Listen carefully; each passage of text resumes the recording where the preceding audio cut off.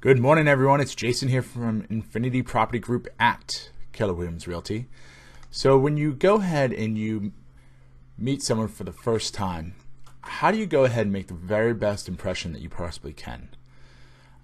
See, what happens is when we meet someone, we make an immediate judgment about their professionalism, character, and competence of that person that we're meeting. And it's all based on the first impression. As humans, we either do this in a conscious or an unconscious way. Just as you evaluate them as a potential client, employee, business partner, whatever the case might be, they're doing the same thing right back at you. So how do you make the very best first impression that you can? It's actually not that challenging, and it comes down to doing a couple things that really are just polite, common courtesies that are often overlooked. Now, one of the most important things you can do to make an amazing first impression is do your homework ahead of time. Preparation. By failing to prepare, you're preparing to fail. One way I set myself apart from others is I always do my homework. I learn everything I possibly can about my potential client or the person I'm meeting, their wants, their needs, how I can help them. I'm also ready for all the possible scenarios that may come up so I can handle objections and redirects with ease and not sit there and start sweating. This gives me an enormous advantage over my competition. When I'm taking a meeting with a client, for example, an appointment to list someone's house, I always find out who's going to be there. I make sure that all the decision makers are available. If they're not, I'll go ahead and reschedule the meeting. I make sure I know each person's name by heart, what they look like.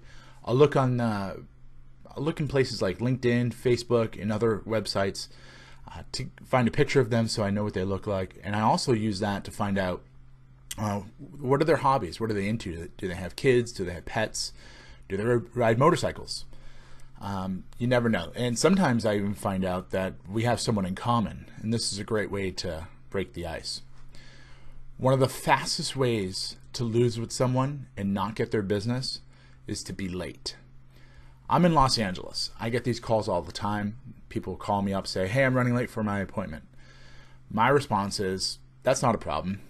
I totally understand traffic's new to Los Angeles.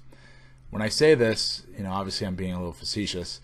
I get a timid chuckle, or depending on the relationship that I have, I get a half-hearted, I'm sorry. Be on time. I don't know.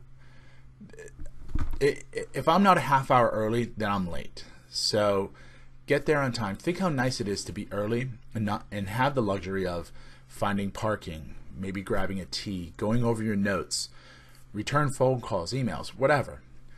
To be able to take that stress and anxiety away from the situation is huge. And just because you thought a 10-minute ride down the road turned into an hour, don't make the mistake. Be early. I cannot stress this enough. Yesterday I was having a conversation with someone, and they told me that that you should always look presidential. I thought about that for a few moments, and that statement goes way beyond looking the part. However, for our conversation, we're going to stick to the way that you look. Neil Patrick Harris plays a character named Barney in the TV show How I Met Your Mother. One of his popular sayings is, suit up.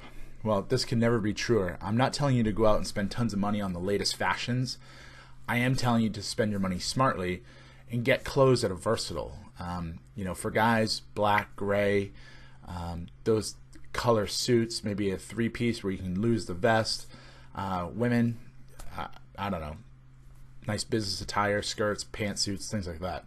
Things that you can interchange and swap out, so you're not spending a ton of money on just one or two pieces of clothing. You're spending money on clothing that can be versatile. Instead of two pieces, you can actually get 3 or 4 different styles out of it. Anyways, just be versatile for any situation.